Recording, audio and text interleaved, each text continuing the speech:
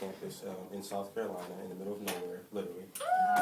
There's trees on that side, trees on that side, trees on that side, trees on that side. Yes, and a Piggly Wiggly. Of course. Nice. Yes. I'm a strong advocate for knowledge, reading, the acquisition, and the utilization of knowledge. And I don't even have to introduce my piece because you just helped me out. I love you, man. I love you. Don't even know it. Okay. Swing low, sweet chariot, coming for to carry me home. Swing low, sweet chariot, coming for to carry me home. 400 years ago, we were slaves, bound by our necks, arms, and our legs. But we've broken those chains. We've snatched them from our necks, broken them from our arms, and kicked them from our legs. But we're still held captive. Captive to the intellect in which we refuse to allow penetration into our minds.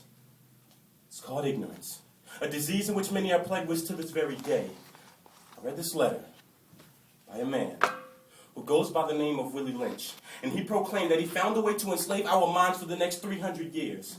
And thus far, 80% of his letters come true. He said to put the old black males versus the young black males, and we see it today through comments like, "Don't tell me what to do. You're not my father." He also said to put the light-skinned slaves versus the dark-skinned slaves, and we see that today also through comments like, "She looks white. He talks white. It can't be black." But I would like to know, where has all this division come from? See, back in the day, there were two types of Negroes. There were your house Negroes and your field Negroes. See, the house Negroes lived with the master, ate with the master, and dressed pretty well. While those slave Negroes slaved mercifully in those cotton fields, picking cotton that their children might have a place to rest their heads at night. But I would like to know, where have all of our field Negroes gone? Moving gracefully across plantations like quarterbacks on football fields, yelling things like, "Hut 1, Hut 2, go long." Well, my grandmother lived in Hut 1 and my grandfather lived in Hut 2, and they went long. Bloody feet from walking across plantations that I might receive a tangible education. Have you ever seen death?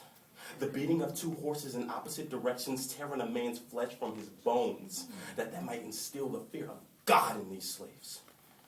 Frederick Douglass stated that there's no progress without struggle. And Socrates states that the mark of true intelligence is knowing that we know absolutely nothing.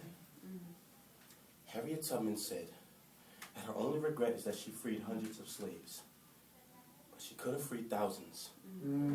If only they knew they were slaves. Realize that the only master in your life is the reflection in your mirror, because God made us in his image. So understand, and until we free our minds, we will always be held captive. Yes.